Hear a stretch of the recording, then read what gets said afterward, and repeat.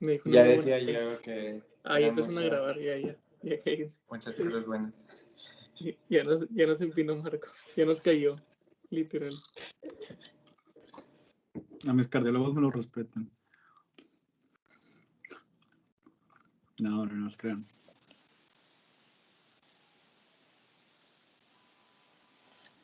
Ok, pues comenzamos.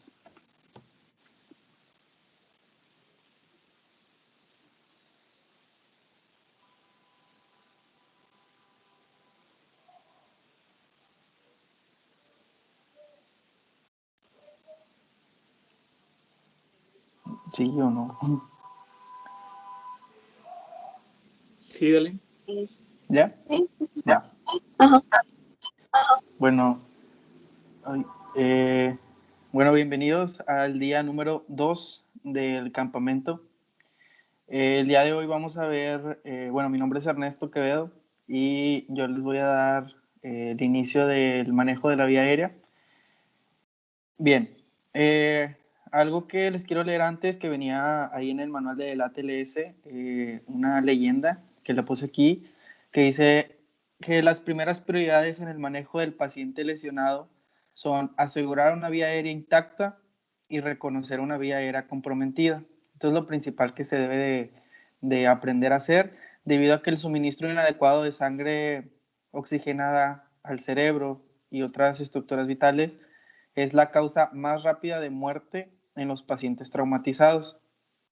De hecho, pues el asegurar una vía aérea comprometida, aportando oxígeno y apoyando la ventilación, tiene prioridad sobre la gestión de otras demás afecciones que pueden llegar a presentar el paciente.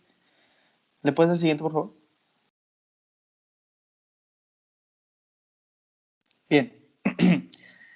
Las causas de muerte temprana normalmente se van a dar por inconvenientes del interventor. Esto quiere decir que pues, es un interventor, alguien que no está capacitado o le falta el conocimiento adecuado para realizar o identificar las situaciones de vía aérea comprometida.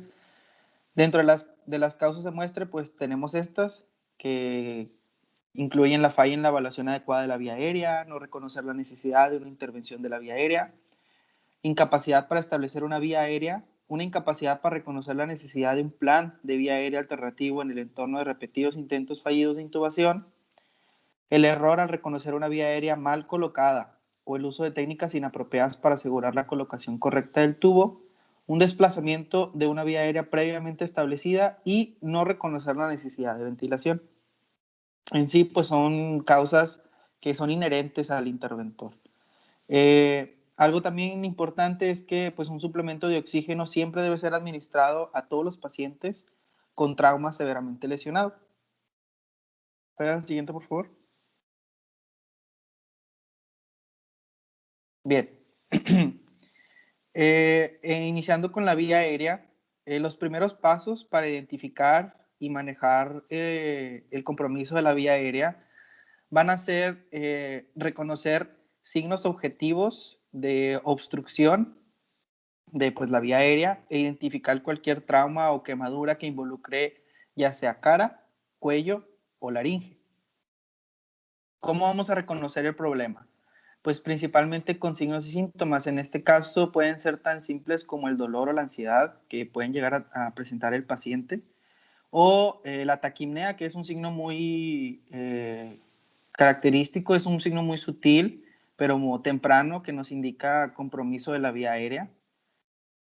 Pero en la evaluación inicial, lo primero que se hace es tratar de hacer hablar al paciente. ¿Esto por qué? Porque un paciente que habla nos va a proporcionar una confirmación al menos momentánea, de que la vía aérea se encuentra no comprometida, de que la ventilación está intacta y que la perfusión cerebral es suficiente. Por lo tanto, la medida de evaluación temprana más importante es hablar con el paciente o estimular una respuesta verbal. Esto va a ser lo más importante. Una falta de una respuesta o una respuesta inapropiada nos va a sugerir un nivel alterado de conciencia que puede ser resultado de un compromiso de la vía aérea, del sistema ventilatorio o incluso de ambos. ¿Puedes siguiente, por favor? Bien. Los pacientes que presentan un nivel alterado de conciencia, ya sea por que esté inconsciente, por alguna lesión cráneoencefálica, incluso que pues tenga antecedentes de abuso de alcohol o de drogas, en aquellos que presentan lesiones torácicas, quemaduras faciales o lesiones por inhalación, van a correr el riesgo de compromiso de la vía aérea y a menudo van a necesitar una vía aérea definitiva. ¿Qué es una vía aérea definitiva? Es la simple colocación de un tubo en la tráquea con balón inflado justo por debajo de las cuerdas vocales, con el tubo conectado a una forma de ventilación asistida rica en oxígeno y asegurada muy bien en su sitio. Existen 3 tipos de vía aérea definitiva, las cuales son desde la intubación orotraqueal, la intubación nasotraqueal y se incluye la vía aérea quirúrgica, que esta pues la podemos dividir en 2, ya sea por medio de una cricotiroidotomía o una traqueostomía. Esto pues es importante ya que el mantenimiento de la oxigenación y la prevención de la hipercapnia del paciente van a ser críticos para el manejo de pacientes con traumas, especialmente en aquellos que pues, sufrieron lesiones craneoencefálicas. ¿Puedes el siguiente, por favor? Bien.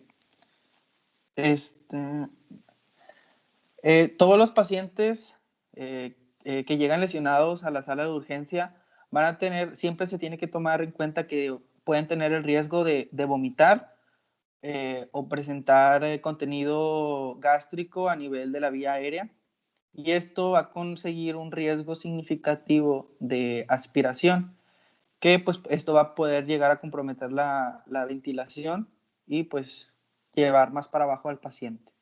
Lo que se debe hacer es aspirar inmediatamente al paciente con los utensilios, pues los utensilios correspondientes, ya sean las cánulas orofaringia o la nasofaringia, y pues siempre se debe estar preparado para rotar al paciente en decúbito lateral de ser necesario, manteniendo siempre inmovilizada la columna cervical. Existen diferentes traumas que nos pueden como que orillar hacia que el paciente pueda llegar a tener una obstrucción de la vía aérea.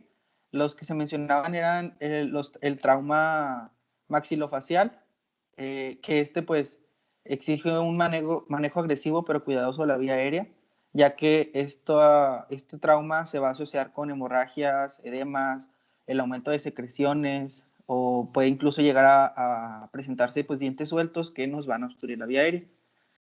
El trauma del cuello, esto pues puede generar desplazamiento, ya sea por hematomas o si se realizó, pues es un trauma penetrante, puede ocasionar una obstrucción que impida una intubación endotraqueal, y en estos casos se va a preferir una vía aérea quirúrgica de urgencia, pues únicamente de ser necesario.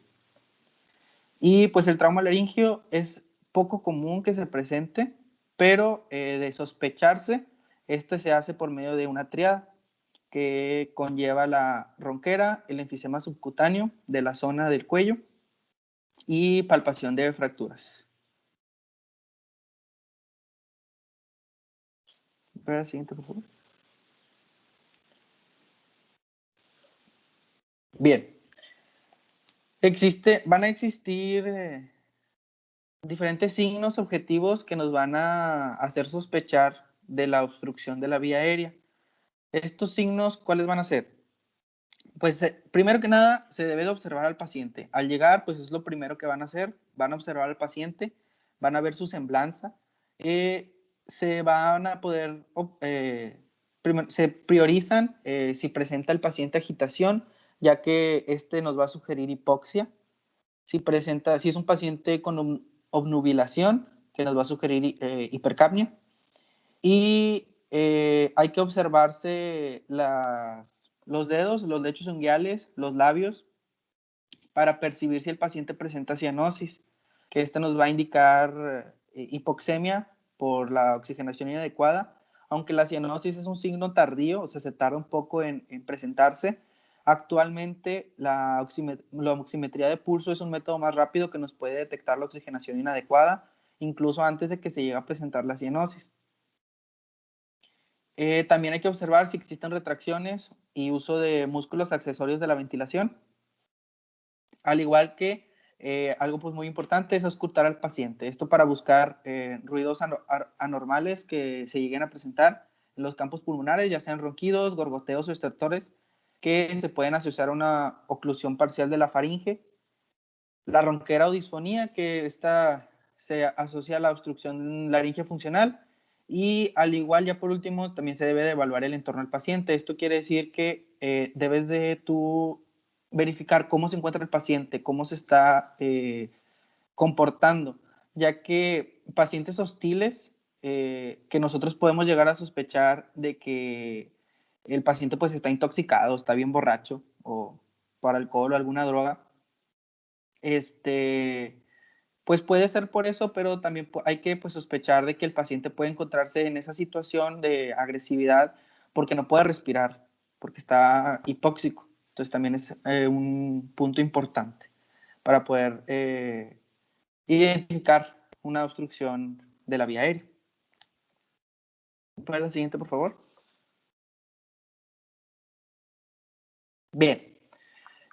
Algo también muy importante es que la mayoría de las obstrucciones de la vía aérea puede llegar a ser por la obstrucción por cuerpo extraño.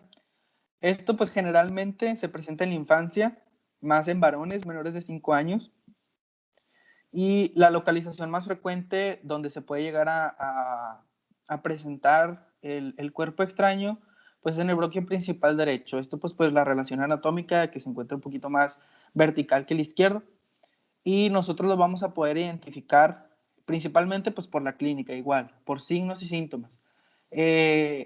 Se sospecha ante el inicio de una tos súbita y muy violenta, signos de asfixia o ahogo, que bueno, universalmente pues se conoce que al signo de asfixia o ahogo es llevarse las manos hacia el cuello. El paciente también se le puede llegar a escuchar estridores o sibilancias. Y bueno, normalmente pues todos estos signos y síntomas van a ser una forma en la que el paciente está tratando de sacar el objeto extraño de la vía aérea. Normalmente, bueno, no, en la mayoría de las situaciones se puede llegar por esta misma tos súbita y violenta, puede llegarse a expulsar el objeto, pero de no ser posible o de no ser expulsado este objeto por estas formas, van a ser necesarias las maniobras urgentes de desobstrucción. Estas maniobras urgentes de desobstrucción, pues depende de si la obstrucción es completa o incompleta y también de la edad del paciente. En el caso de las obstrucciones incompletas, se caracterizan porque el paciente puede aún estar respirando. Nuestra función aquí va a ser principalmente tratar de tranquilizar al paciente, que continúe respirando y que continúe tosiendo para ver si se logra expulsar el objeto extraño. Únicamente va a ser vigilar sin intervenir. Nunca se debe de tratar de eliminar el cuerpo extraño a ciegas. O sea, no debemos de meter los dedos o ninguna otra cosa, ni ninguna hebilla, ni nada, si no se logra visualizar. La única forma en la que nosotros podemos llegar a retirar el cuerpo extraño va a ser si nosotros lo podemos llegar a visualizar. Y pues lo vamos a retirar con las maniobras de gancho, que es con el dedo índice y medio, ingresar los dedos por medio de los carrillos bucales y tratar de alcanzar el objeto. O se pueden usar también las pinzas de Magil, que son estas que les puse aquí en la imagen de arriba, para pues tratar de alcanzar el objeto. Aún así, si aún continúa la obstrucción, se inician a las maniobras de desobstrucción, que estas, pues como les había mencionado, dependen de la edad del paciente. En pacientes menores de 1 año, se utiliza la técnica de, bueno, es menores de 1 año, el lactante se coloca en decúbito prono, como podemos ver en la primera imagen, se apoya sobre el antebrazo y se sujeta firmemente con el dedo pulgar y el índice de la mandíbula. Se procura que pues esta posición de la cabeza quede un poquito más baja, la cabeza quede un poco más baja del tronco. Y se proceden a golpear 5 veces con el talón de la mano extendida, en la zona interescapular. Se hacen unos golpes rápidos y fuertes para tratar pues, de expulsar el objeto extraño. Y al realizar estos 5 golpes, se cambia de posición al lactante, se cambia hacia el otro antebrazo, ahora en decúbito supino, igual sujetando la cabeza con la mano, igual que quede por debajo del tronco del lactante. Y ahora se van a procurar a realizar 5 compresiones torácicas, estas con el dedo índice y medio, justo en la zona donde se realizan el masaje cardíaco. Pero en este caso pues, van a ser compresiones más fuertes y un poquito más lentas. Después de realizar estas 2 técnicas, se procede a examinar la boca del paciente para lograr ver si el objeto pues ya es visible, y de ser así, pues se pasa a retirarlo con la maniobra de gancho o las pinzas de Magil. Y pues hay que corroborar que el paciente pues esté respirando. De no ser así, o sea, de no lograr ver el objeto, o se realiza una respiración de boca a boca, visualizando que el tórax del paciente se expanda, y de no ser así, de no expandirse, pues se procede a realizar otra vez toda la secuencia de desobstrucción. ¿Me puedes dar el siguiente, por favor?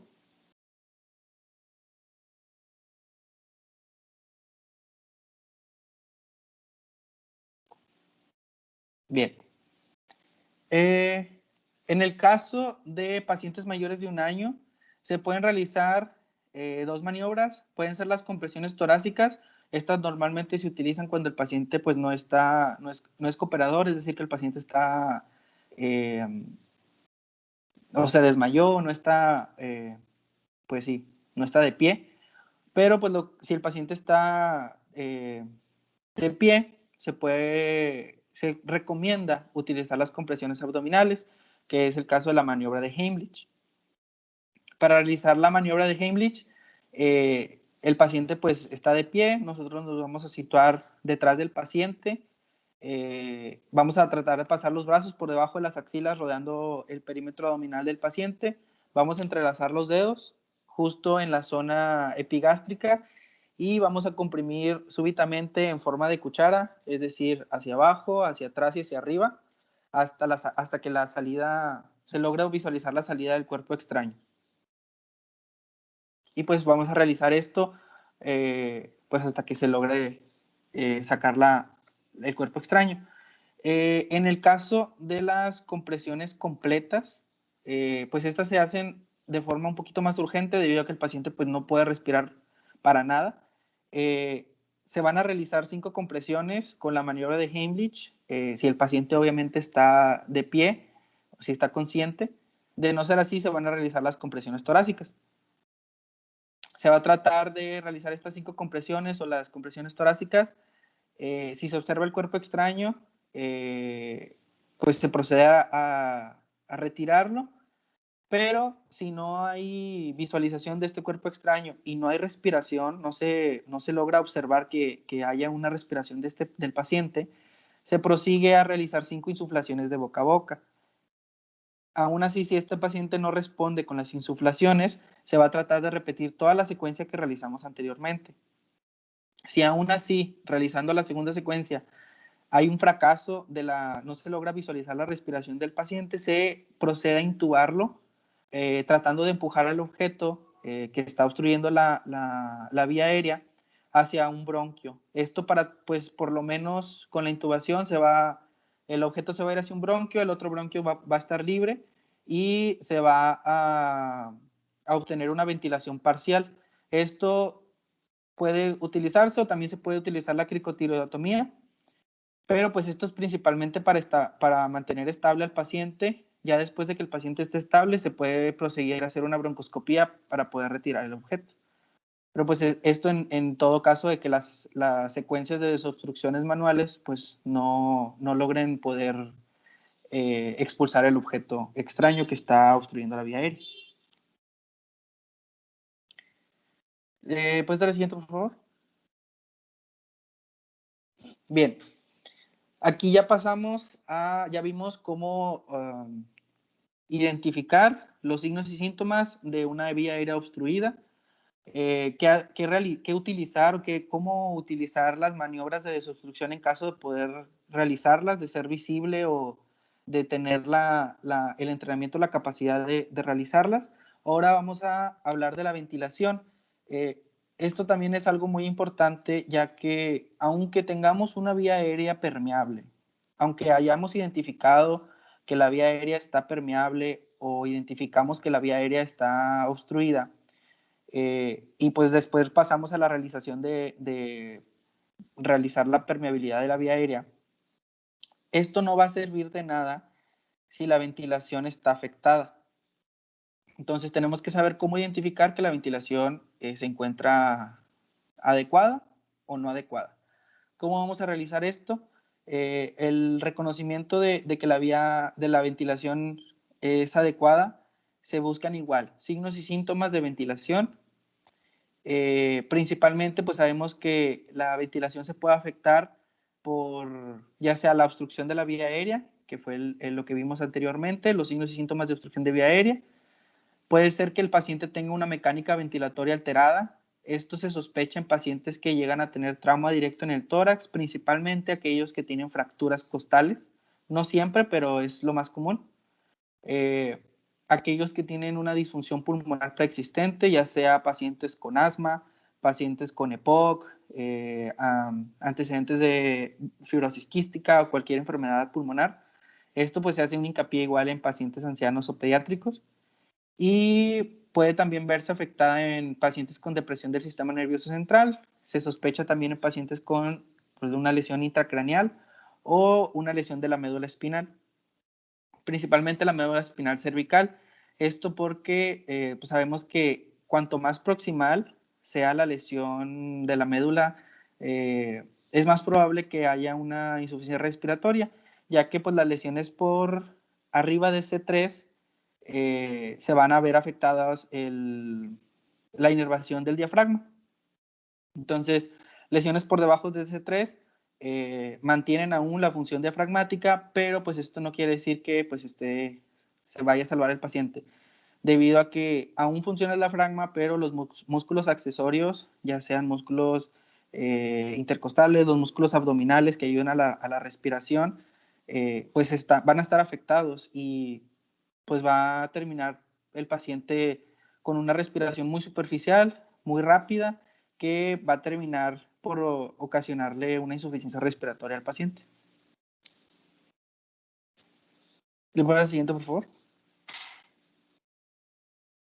Bien, entonces, ¿cuáles van a ser estos signos objetivos de una ventilación inadecuada? Estos vamos a poder identificarlos por varios pasos. Primero que nada vamos a observar al paciente, como siempre, y hay que observar la subida y la bajada de la caja torácica. Si lo normal es que debe de ser simétrica, si existe una simetría de la expansión de la caja torácica, podemos nosotros sospechar de que hay una disminución del esfuerzo inspiratorio, ya sea por algún dolor, una fractura. Puede el paciente llegar a tener un neumotórax o un tórax inestable. También hay que auscultar al paciente, ya que la disminución o la ausencia de los ruidos respiratorios en uno o ambos hemitórax nos van a indicar una sospecha de lesión torácica. Igual hay que siempre estar checando la oximetría de pulso del paciente. Esto pues es un parámetro indirecto para saber si la ventilación es adecuada, ya que pues directamente no mide la ventilación, la pulsioximetría de pulso.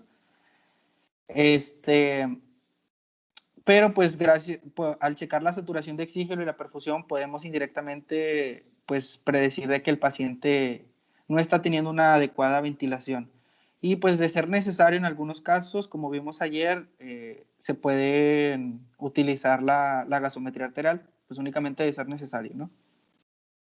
La prueba que sí nos va a evaluar la ventilación, de si la ventilación es adecuada o no, es la capnografía, que es pues, la medición del dióxido de carbono en la respiración. Y bueno, pues para prevenir esto, o sea, para prevenir que una ventilación llegue a ser inadecuada en un paciente que llega con trauma, siempre hay que estarle monitorizando la frecuencia respiratoria, el trabajo respiratorio. Hay que obtener las mediciones de gases, ya sean arteriales o venosos, o con la oximetría de pulso indirectamente, y pues realizar siempre la capnografía continua. Esto pues incluso después de que el paciente llega y aún ustedes identificaron que tiene una ventilación adecuada, siempre hay que estárselo midiendo porque en algún punto puede el paciente caer en una ventilación inadecuada. ¿Me puedes la siguiente, por favor?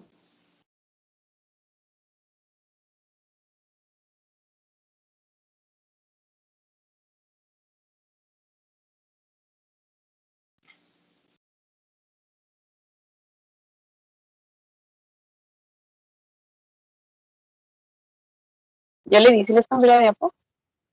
Ya. Bien. En el caso de que el paciente, bueno, nosotros como interventores identificamos o sospechamos de que hay una alteración de la ventilación, vamos a optar medidas para mejorar la oxigenación y reducir el riesgo ventilatorio. Esto se van a ver un poquito más adelante, pero pues se pueden utilizar para esto técnicas de mantenimiento de la vía aérea, medidas definitivas de la vía aérea, como las que les había mencionado, que son la intubación orotraqueal, nasotraqueal o incluso la vía aérea quirúrgica, y también métodos para proporcionar la ventilación suplementaria, ya sea se puede utilizar el ambú o el ventilador. Y bueno, para realizar todas estas técnicas hay que tener en cuenta que se va a requerir el movimiento del cuello del paciente. Entonces la restricción del movimiento de la columna cervical es necesaria en todos los pacientes traumatizados con riesgo de lesión espinal. Esto siempre hay que sospecharse a menos que haya sido excluida la lesión por medio de una radiografía y por la clínica. Si no, siempre se va a tratar de sospechar de una lesión. Siempre se va a requerir oxígeno de alto flujo antes e inmediatamente después de realizar todas las medidas de manejo de la vía aérea, y siempre debe estar disponible un dispositivo de succión rígido para utilizarlo en caso de que haya secreciones en la vía aérea. Y pues aquí les puse una imagen de qué es lo que se hace en caso de que un paciente traumatizado llegue con un casco. En este caso, se le quita, no se le quita el casco, lo que se debe hacer es quitarse el casco. Esto, ¿cómo se hace? Pues con mucho cuidado, ¿no? Siempre se necesita tener al menos dos personas para retirar el casco. Una persona, como ven en la imagen, va a tratar de neutralizar la cabeza y el cuello, mientras que la segunda persona va a retirar el casco. Mencionaba también que se pueden llegar a utilizar la sierra con la que quitan los yesos del paciente para tratar de abrir el casco, pero pues no sé qué tan común sea en sí en la sala de urgencias. Y digo que esté disponible también, ¿no? Bien. ¿Le puedes dar el siguiente, por favor?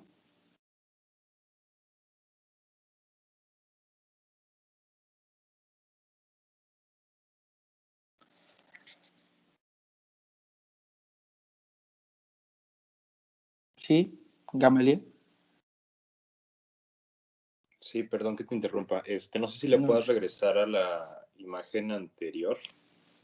Hay un punto importante en esa imagen, que hay una regla de los 2 puntos de contacto, algo así se llama. Si son muy observadores, en todo momento cuando están haciendo la restricción del movimiento cervical y cuando están retirando el casco, el personal de salud tiene mínimo 2 manos tocando al paciente. A eso se refieren los 2 puntos de contacto. En ningún momento y bajo ninguna circunstancia Si no existen por lo menos 2 manos, no tienen que ser las tuyas, puede ser, por ejemplo, tu mano derecha y la mano derecha de tu compañero, pero debe de haber 2.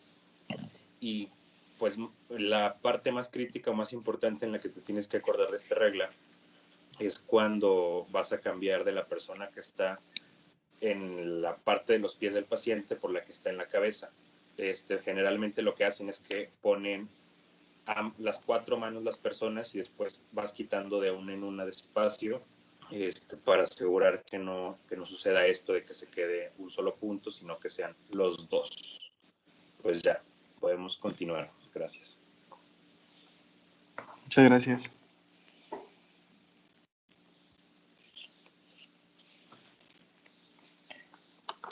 Bien.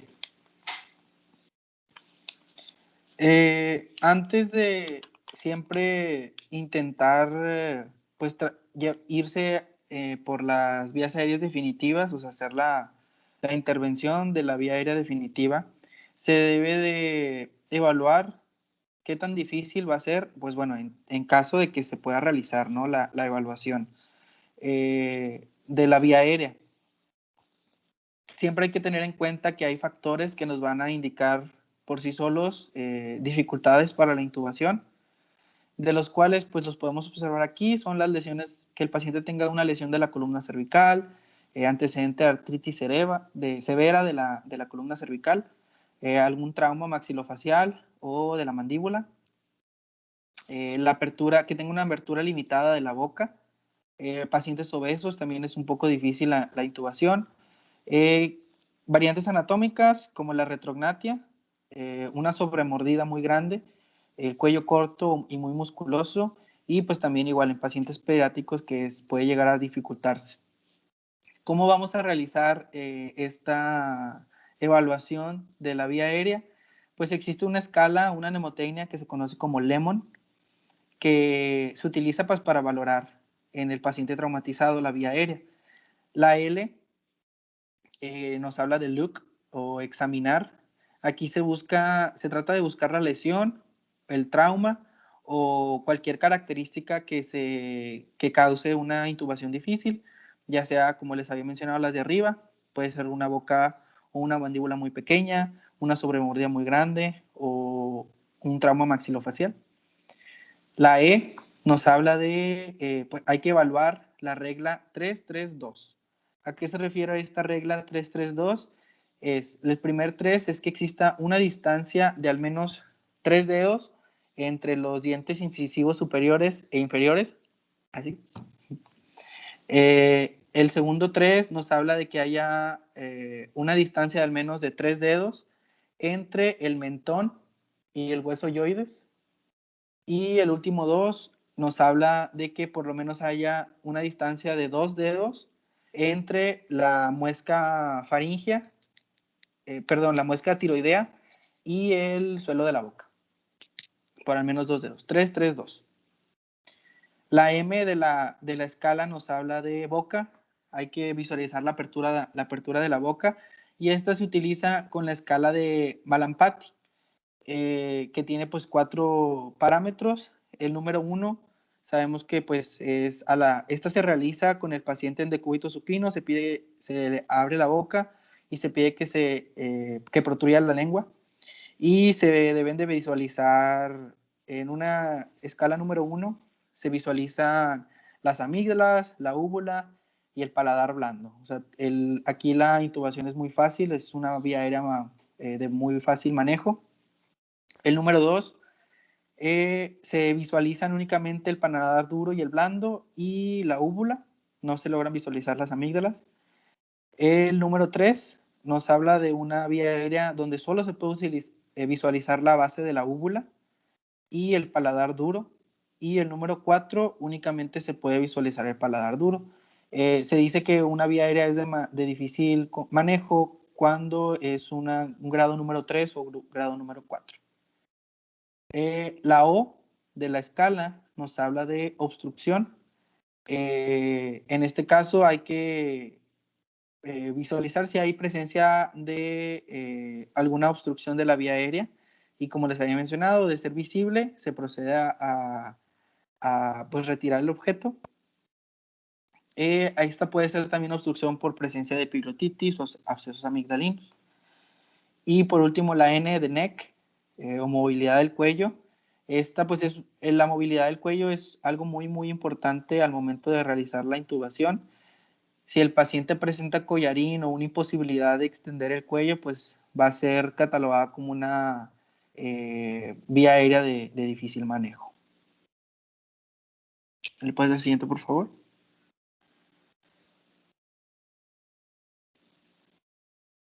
Y bueno, por último, pues bueno, aquí está como que un resumen de qué es lo que se hace ante la llegada de un paciente a la sala de trauma. Es un esquema de decisiones sobre qué hacer en el caso de la compromiso de la vía aérea. Pues siempre en la sala de urgencias siempre tiene que estarse preparado para todo, ¿no? Siempre tiene que haber el equipo necesario, un aspirador, oxígeno disponible, con cánulas orofaringias o nasofaringias, un laringoscopio para poder realizar la intubación, una guía de intubación, dispositivos extraglóticos como la mascarilla laringea, algún equipo de cricotiroidotomía quirúrgica, tubos endotraqueales de diferentes medidas, un oxímetro de pulso, un detector de dióxido de carbono y pues medicamentos. Y siempre, siempre, siempre se tiene que restringir el movimiento del paciente de la columna cervical. Al llegar al paciente, nosotros vamos a tratar de, bueno, lo que se hace es preoxigenarlo con oxígeno, una bolsa, una mascarilla o ya sea una cánula oral o nasal, y de aquí vamos a partir. Si el paciente se logra oxigenar o no se logra oxigenar, de no ser posible oxigenar al paciente, vamos a tratar de irnos hacia la vía definitiva. Con lo que les había mencionado, que era una vía definitiva, pues era colocar la intubación ya sea orotraqueal, nasotraqueal o la vía aérea quirúrgica. En el caso que el paciente sí se logra oxigenar, aquí se procede a realizar la mnemotecnia Lemon, para evaluar la anatomía de la vía aérea y catalogarla de fácil o difícil acceso. En el caso de ser una vía aérea de difícil acceso, pues se pide ayuda, ¿no? Se pide ayuda a alguien superior, a alguien que esté un poco más capacitado para lograr hacer la intubación. O si es de fácil acceso, pues fácil hacemos la intubación, ya sea intubación simple, una intubación asistida con medicamentos o, de ser necesario, utilizar la presión cricoidea. Si esto falla, se van a considerar utilizar anexos de la intubación, como lo son el gum elastic bungee, la mascarilla laringea o el tubo laringio, pues para lograr en el final de los casos, pues tener una vía aérea definitiva. O de no ser posible, igual se realiza la vía aérea quirúrgica en última instancia, ¿no? Pues estos son los pasos, más o menos es el esquema, si les gustan tomar un screenshot o una foto. Y pues es todo. ¿Alguien tiene alguna duda?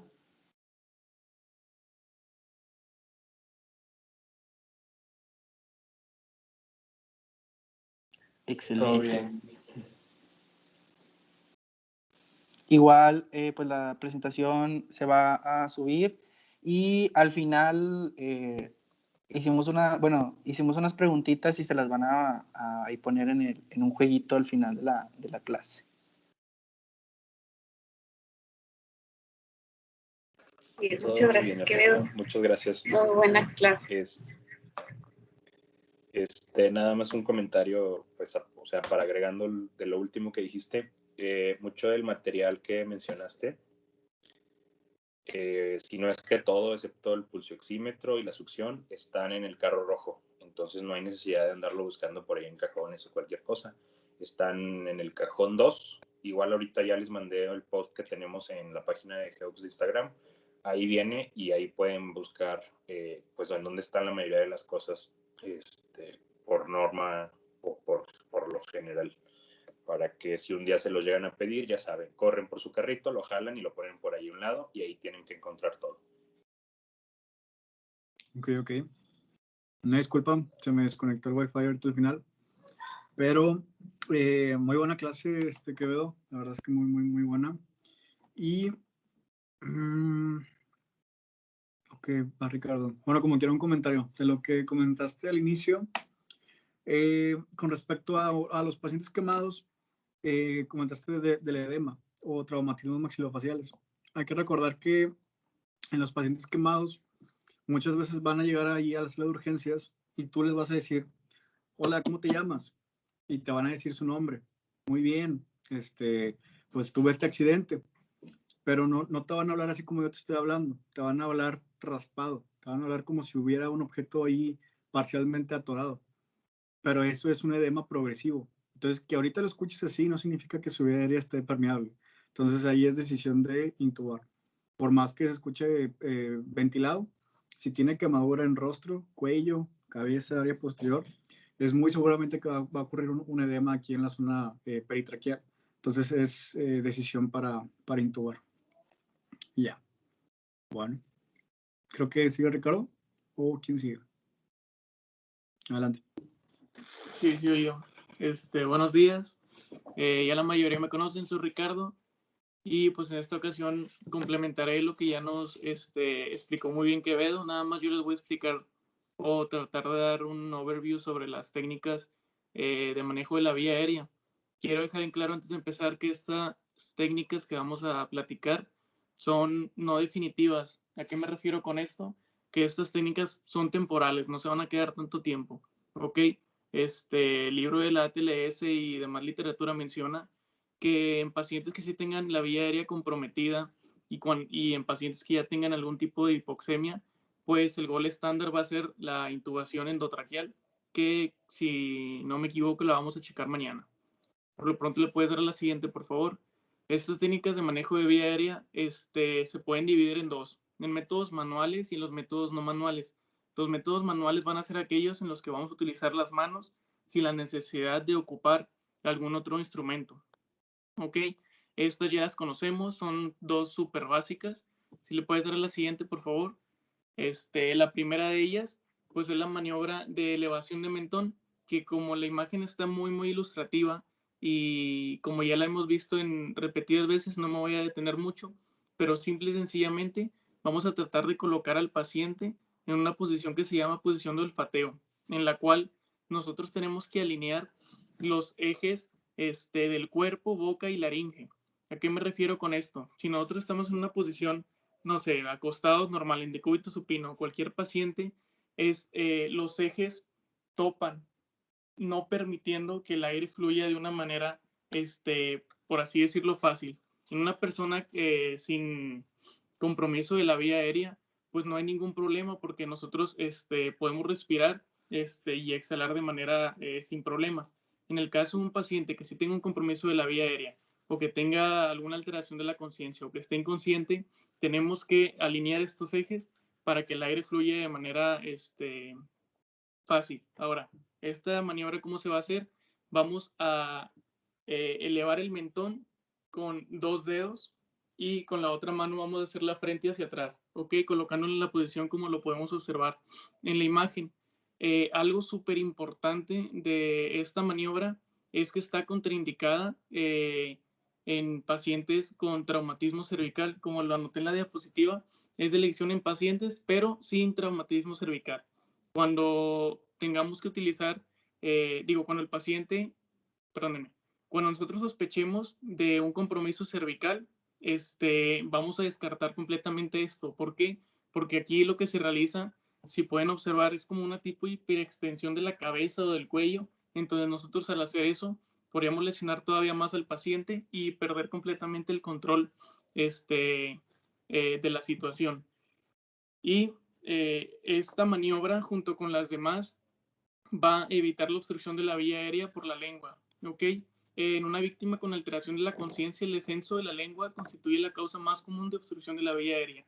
¿Por qué pasa esto? En pacientes inconscientes, como se los comenté, o con alteración de la conciencia, hay una relajación. Entonces, lo que va a pasar si el paciente está en decúbito supino es que la lengua se va a hacer hacia atrás y va a obstruir la vía aérea, no permitiendo un buen paso del aire. Ahora, siempre que realicemos esto va a aplicar para todas las maniobras y técnicas que voy a comentar de aquí en adelante, ¿ok? Siempre que realicemos una maniobra, tenemos que comprobar la respiración. Hay una mnemotecnia que se llama MES, M-E-S, que vamos a mirar, escuchar y sentir que el paciente está respirando, ¿ok? Vamos a mirar que se está elevando el tórax, o sea, se eleva y baja, se eleva y baja. Vamos a escuchar, acercándonos al paciente aproximadamente unos 5 o 10 centímetros, la exhalación del paciente y la inhalación, y vamos a sentir el aire en nuestra cara. Ok, obviamente ahorita se limita un poco por cuestiones de pandemia, pero pues así viene descrito. Entonces, siempre que hagamos o que vayamos a hacer alguna de estas maniobras, para saber si está funcionando, tenemos que utilizar ese acrónimo MES. Mirar, escuchar y sentir. Entonces, ya nada más para terminar la diapositiva, siempre tenemos que comprobar la respiración, que era lo que les comentaba, lo de MES, que no puede pasar más de 10 segundos. En caso de que veamos que no está respirando el paciente, o hicimos una técnica mal, o esa técnica no va a ser la suficiente y vamos a tener que utilizar otra. Tenemos que sospechar de compromiso cervical. Si esto tiene mucho que ver, como nos lo explicaba hace ratito Quevedo y como nos lo mencionó ayer Gama, si estamos, por ejemplo, en la sala de urgencias, pues siempre vamos a sospechar de que el paciente tiene algún compromiso cervical, sobre todo por la cinemática del evento, el cual haya propiciado que el paciente llegue ahí a la sala con nosotros. Entonces, nosotros podríamos utilizar, por ejemplo, esta maniobra en específico, ya después de ver que la radiografía salió sin alteraciones. Pero de aquí a que llegue la radiografía, pues obviamente no va a ser un tiempo adecuado, entonces tendríamos que hacer otra maniobra.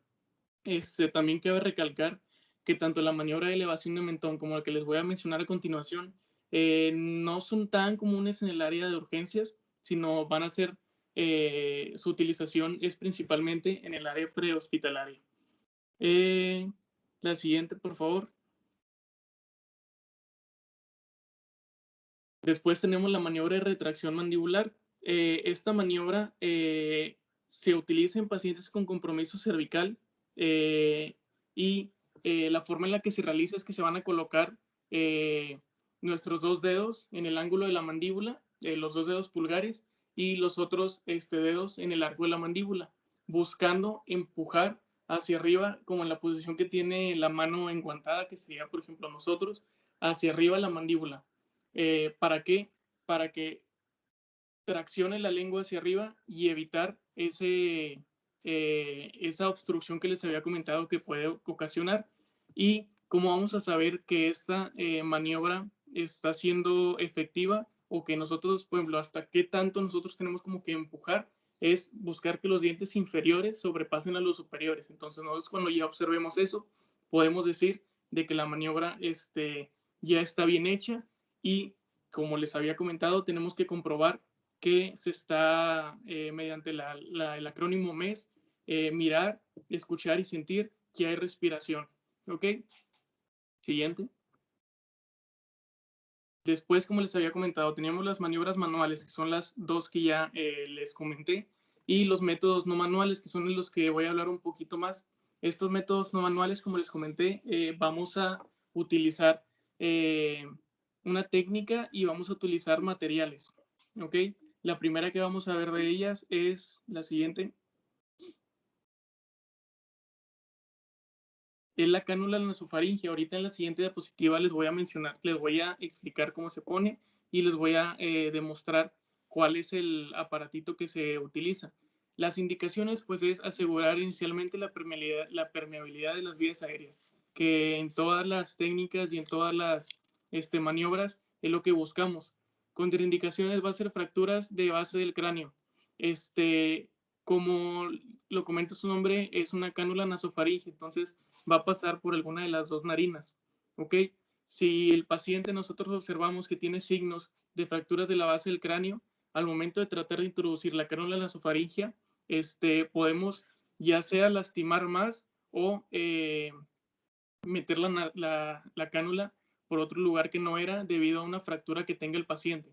Entonces, si nosotros sospechamos mediante signos, por ejemplo, el signo de batalla o el signo de mapache, vemos que nuestro paciente está así, pues vamos a contraindicar completamente la cánula nasofaringea. Otra contraindicación es que el paciente esté sangrando por la nariz, y las complicaciones que podríamos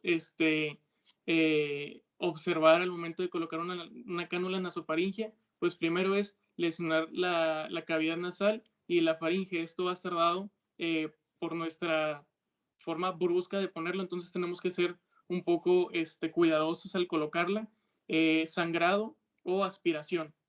El sangrado, pues obviamente si llegamos a lesionar alguno de los vasitos ahí, pues nada más tenemos que asegurarnos que no sea un sangrado profuso, porque en el caso que sea un sangrado muy profuso, pues obviamente conlleva que se pueda tapar esta cánula y pues sea contraproducente. Otra de las contraindicaciones que también se mencionaban era que el paciente tuviera pólipos. No son contraindicaciones 100% verdaderas, pero podrían dificultar la técnica.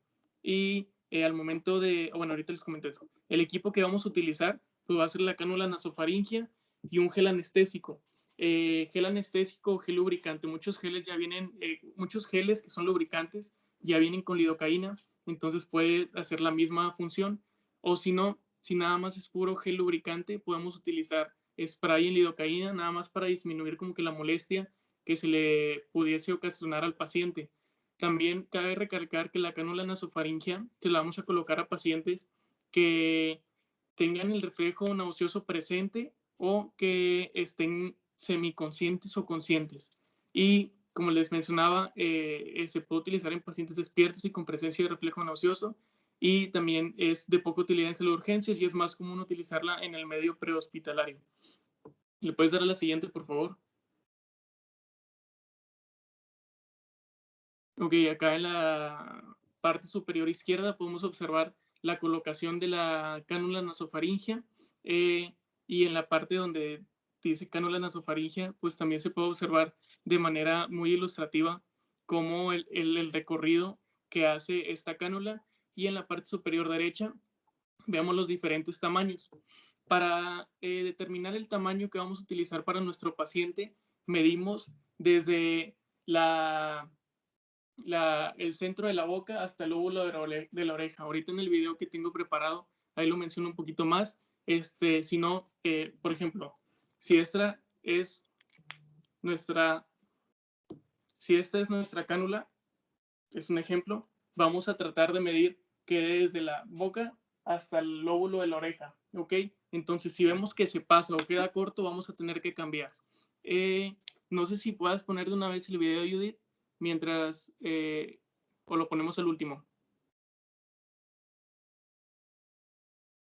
No, como tú veas. Si ¿Lo quieres, pongo de una vez? sí. Okay. Mientras ponen el video, les voy explicando la técnica. No es muy difícil, simple y sencillamente tenemos que medir la cánula, saber qué cánula vamos a utilizar. Después, pues obviamente estar enguantados y prepararnos para ponernos en nuestra mano. Esa es la mascarilla laringea. Ahí en el documento que te mandé viene. Ah, mira, ahí lo tienes arriba, cánula nasofaringea. Esa. Si quieres, permíteme un segundo nada más para comentar. Ah, bueno, si quieres, ponlo así sin sonido. Sí, sin sonido.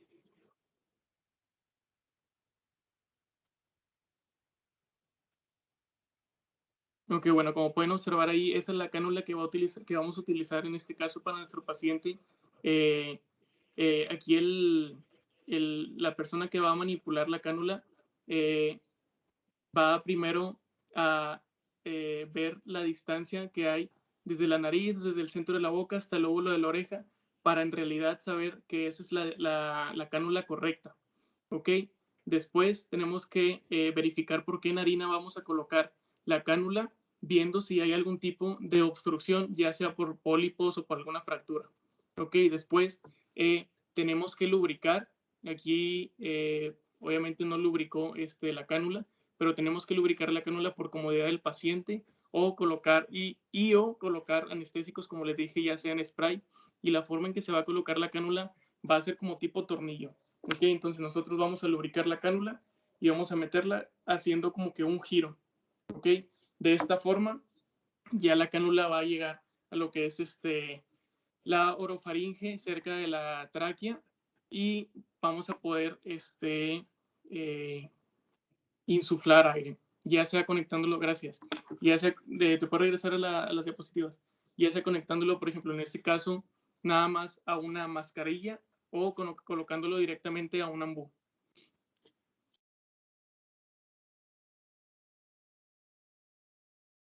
Después la otra técnica que vamos a checar es la de la cánula ya no nasofaringea, sino orofaringea.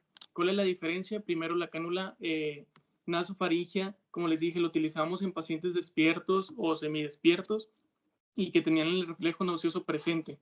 La cánula orofaringea la vamos a utilizar, bueno, primero pues va por la boca, no va por la nariz, y la vamos a utilizar en pacientes que no tengan el reflejo nauseoso, que tengan el reflejo nauseoso presente y que estén inconscientes, ¿ok? Porque si la colocamos en un paciente que tiene el reflejo nauseoso presente, al momento de nosotros hacer, si quieres darle para atrás, por favor, al momento de nosotros hacer la técnica, vamos a provocar ese reflejo y podemos complicar al paciente provocándole una broncoaspiración y pues obviamente ya se nos fue toda la fregada. Indicaciones: asegurar inicialmente la permeabilidad de las vías aéreas. Útil en pacientes inconscientes y sin reflejos nauseosos. Contraindicaciones: pues no usar en presencia de reflejo nauseoso, como les comenté, y la imposibilidad de abrir la boca del paciente, porque pues obviamente si no podemos abrir la boca del paciente, ¿cómo la vamos a colocar? Las complicaciones, pues es que por la maniobra que vamos a estar haciendo, vamos a irritar las vías o a provocar ese reflejo y pues vamos a inducir el vómito, que a la vez nos va a llegar a la broncoaspiración. Y otra complicación sería una obstrucción por mala colocación. El equipo que vamos a utilizar es la cánula orofaringea o de Guedel y el gel anestésico. Igual como les comenté en la técnica pasada, el gel anestésico puede servir de lubricante si así está indicado. Los datos, bueno, el tamaño se determina colocando la cánula al lado del paciente y va desde el centro de la boca hasta el ángulo de su mandíbula o hasta el lóbulo de la oreja, igual como se evaluó en la nasofaringe, nada más que en la nasofaringe tomábamos como referencia pues la nariz, pero al final no es tanto distancia. Lo que vamos a buscar es que la cánula orofaringea quede como la estamos observando en la imagen ilustrativa de la parte superior izquierda, y pues eso nos va a permitir, bueno, ahí no está puesta, ahí se está como que midiendo. Eso nos va a permitir que se pueda ventilar al paciente, porque al final es lo que buscamos, ventilar al paciente. Hay diferentes tamaños y estos se clasifican según el color. Ya les comenté cómo elegir nuestra cánula y cuál va a ser la técnica. Ahorita, como quiero, si quieres, poniendo el video, Judith, por favor, perdón por molestarte tanto. Como pueden ver, tiene como que una curvatura que sigue la curvatura o el trayecto anatómico normal de un paciente, de una persona. Entonces nosotros lo vamos a hacer al contrario. En vez de que entre, si esta es nuestra cánula, en vez de que entre así, vamos a empezar poniéndola al revés, ¿ok? O sea, la curvatura apuntando hacia el paladar duro. Al momento, si quieres, explícale y lo voy explicando, por favor.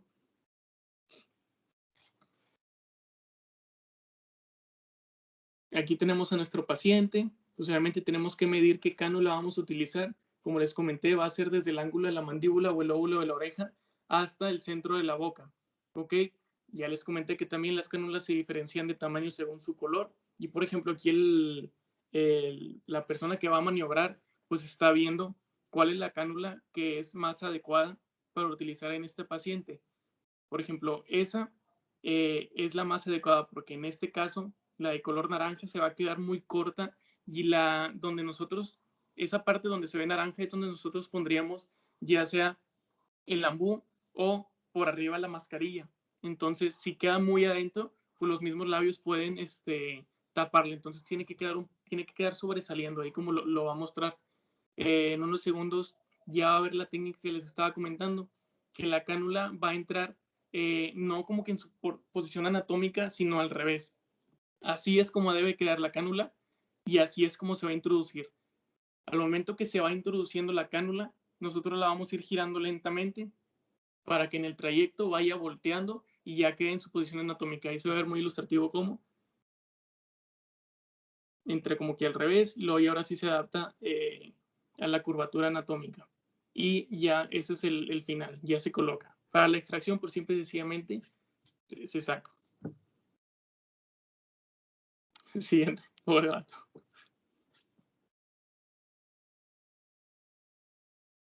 Después me agarro uno de ustedes para poner las cánulas.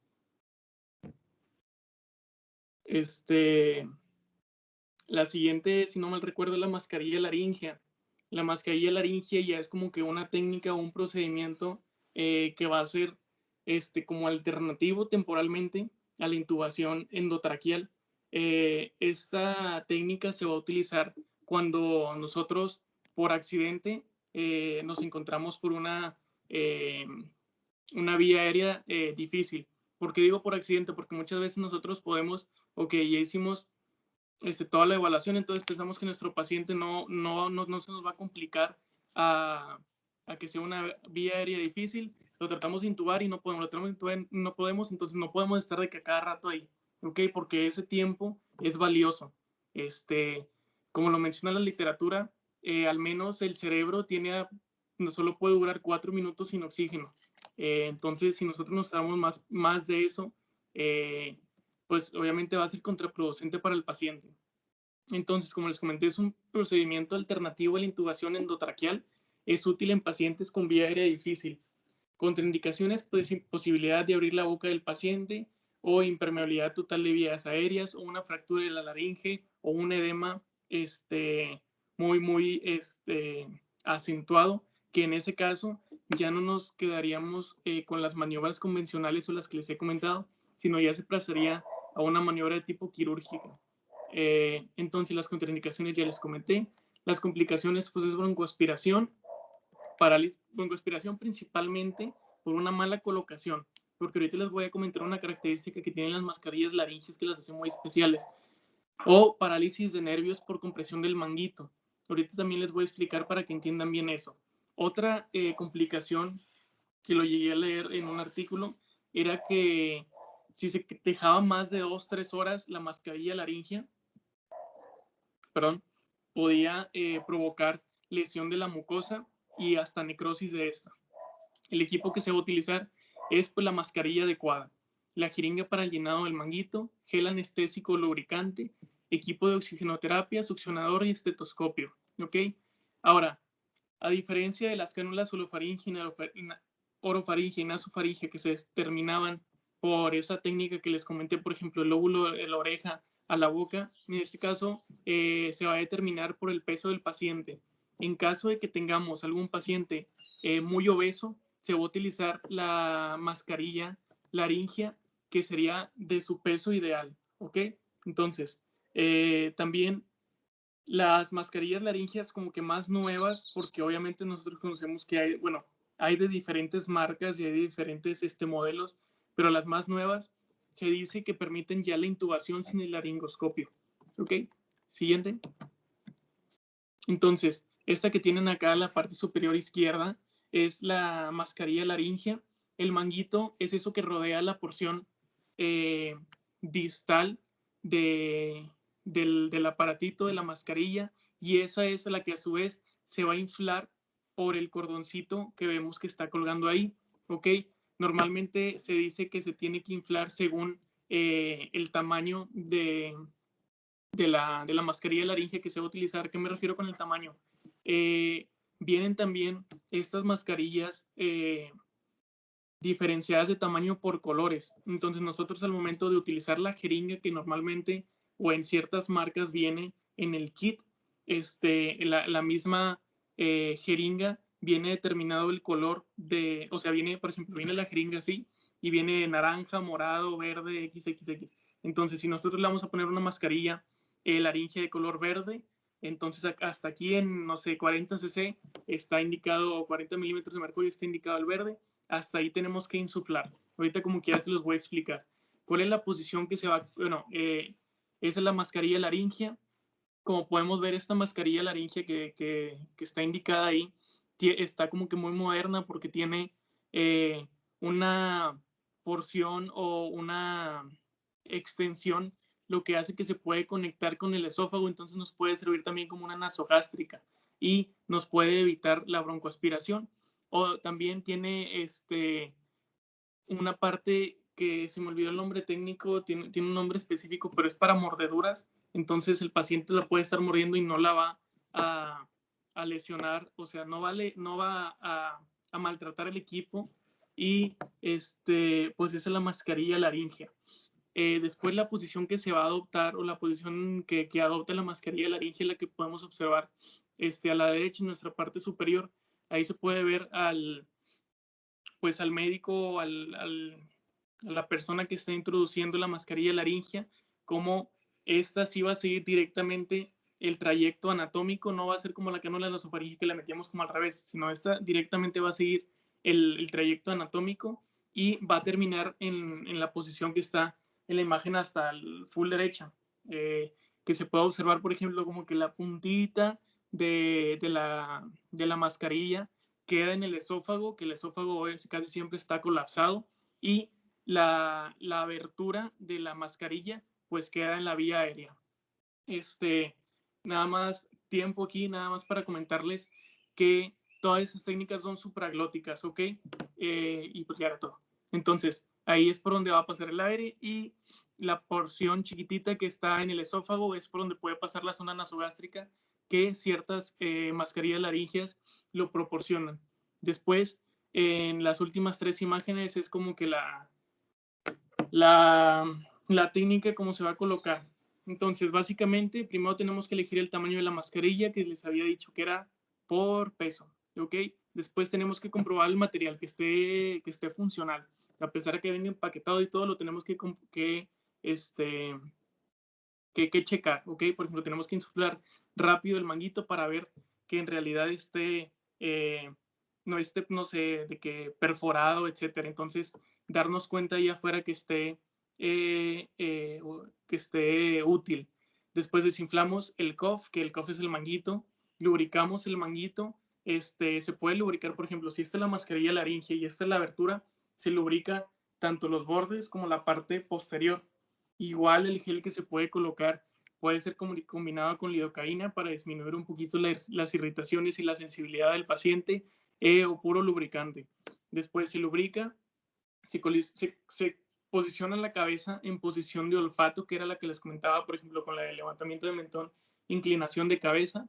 Entonces ya tenemos a nuestro paciente en la posición de olfato, y como se los voy a mostrar en el video que está preparado, la inserción de esta mascarilla laringea es, o sea, bueno, al menos se ve muy, muy sencilla, porque nada más literal entra siguiendo el trayecto anatómico hasta que se queda en su lugar, y pues ya, se infla el cuff dependiendo de nuestra jeringa.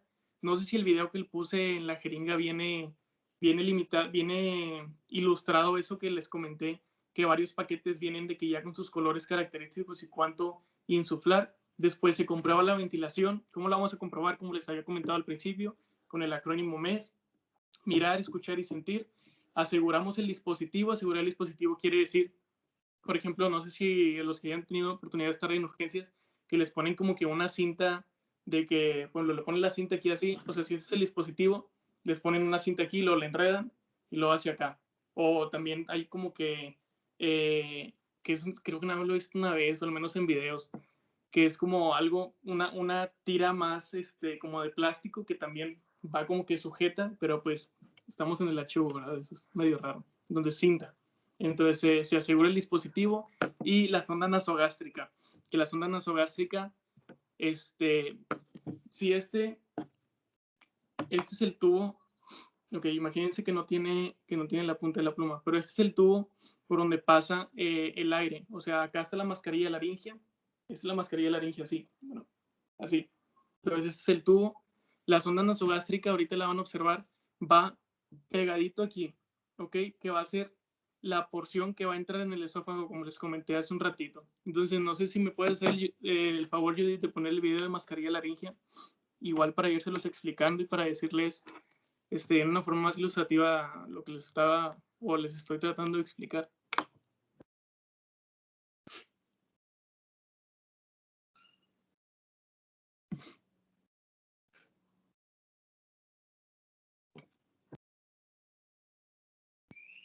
Es la otra. Esa. Ok.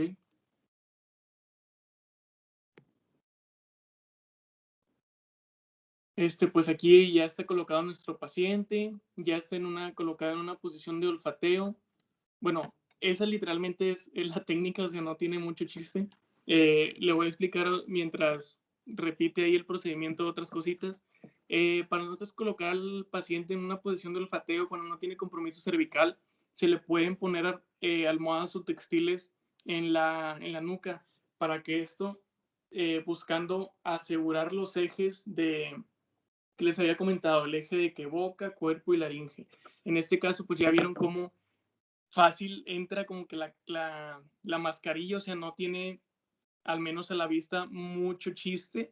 Se introduce hasta que se siente como un tope, entonces hasta que, por ejemplo, ahí va introduciendo, ahí topa, entonces ya la porción, mira, si quieres, Judith, ponle stop, un poquito más adelante, otro, ahí, entonces ahí se observa precioso, así no le muevas, así está con ganas. Entonces, si lo pueden observar, por ejemplo, ahí está la lengua del paciente, ¿ok? Aventándola hacia una posición anterior para que no obstruya el paso de nuestra mascarilla laringea. Ya metimos nuestra mascarilla laringea con el trayecto anatómico. Después, la punta de la mascarilla laringea va a quedar en la porción del esófago que está, obviamente, ¿cómo se dice? Se me fue la palabra. ¿Alguien de ustedes lo sabe? Está colapsado. Entonces, ahí ya está nuestra abertura de la mascarilla laringea directamente conectada hacia la vía respiratoria. Después, el técnico ya sintió que topó, o sea, ya hizo todo eso, sintió que topó, y ahí se infla el cough dependiendo del color de la mascarilla o de lo que nos indique la mascarilla, de los cc que le vamos, de los milímetros de mercurio que le vamos a insuflar. Entonces, si quieres, ponle play, ya es puro repollo todo lo que hace el señor ahí. Y pues ya, nada más, muchas veces la lengua, si quieres, bueno, nada más ahí que cuánto sobresale y cómo tiene que estar colocada para que no se mueva la cinta o el dispositivo que va a ayudar para eso. Si quieres, ya pasamos a la siguiente. Bueno, eso es lo que les quería mostrar. Si observaron ahí ese último segundo,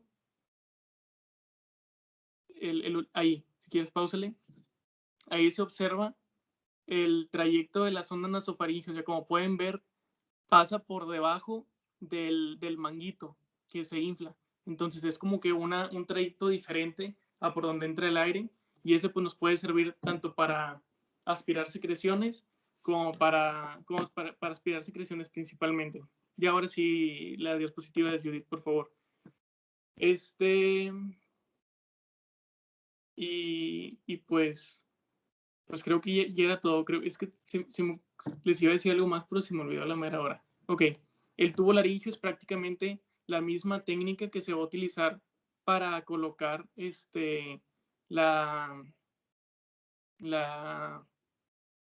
o sea, se utiliza la misma técnica que la mascarilla laringea.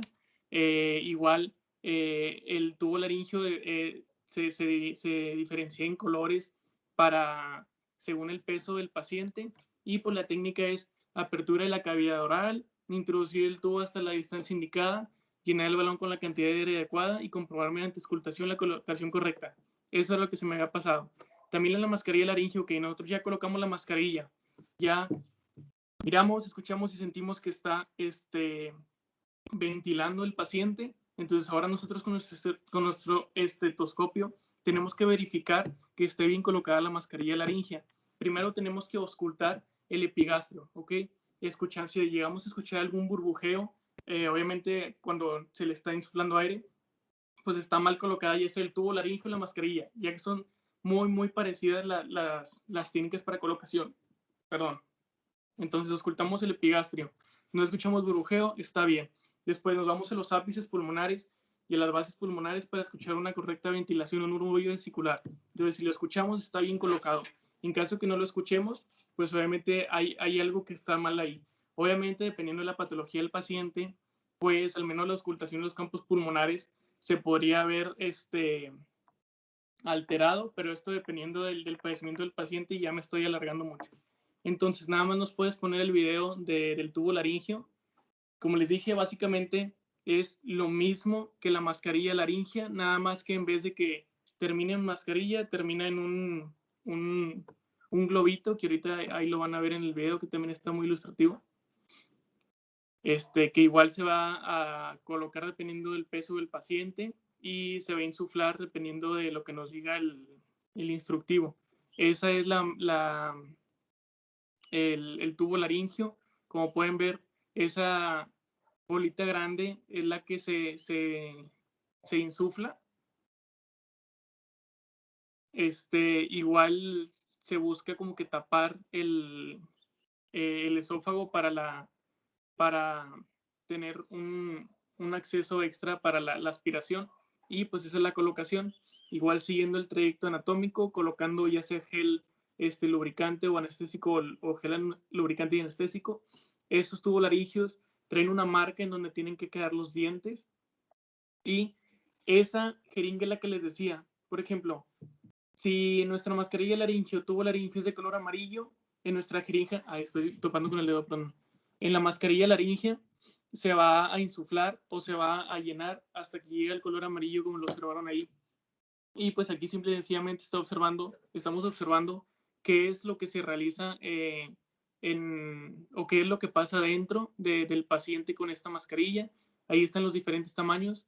Y creo que ya se acabó. Nada más le puedo regresar unos 10, 15 segundos, por favor. Mira, un poquito, a ver, dale más adelante. No, ahí está bien, ahí está bien. O sea, no, atrás, donde le habías puesto, perdóname. Ahí. Ok, como pueden observar, aquí no está inflado todavía el manguito, ¿verdad? Pero hay una porción que se va hacia el esófago, que es lo que nos va a permitir utilizarlo como que sonda nasogástrica para aspirar secreciones, y la otra porción, la que queda como que libre, es la que va a estar dando ventilación hacia la tráquea. Y pues sería todo. ¿Alguien tiene alguna duda? Igual, pues se les van a proporcionar las diapositivas y también los links por si los quieren ver después. Nada más acuérdense siempre de checar el compromiso cervical, y después, dependiendo si el paciente tiene o no tiene compromiso cervical, pues checar la maniobra que vamos a utilizar, en el caso de que sea una maniobra manual, o que ya estemos en un medio hospitalario, por la técnica que vamos a utilizar y la técnica que tengamos a la mano. Normalmente, por ejemplo, la cánula orofaringea, pues se puede conectar directamente al embudo. La cánula nasofaringea también se puede conectar directamente al embudo. Se le puede poner una mascarilla encima, como lo estábamos viendo. Cuando digo conectar directamente al embudo, es que está el tubito de que, por ejemplo, donde sobresale la cánula nasofaringea, y pues ahí pones el aparato para ventilar. Si no hay ninguna otra duda, pues gracias. Muchas gracias, Ricardo.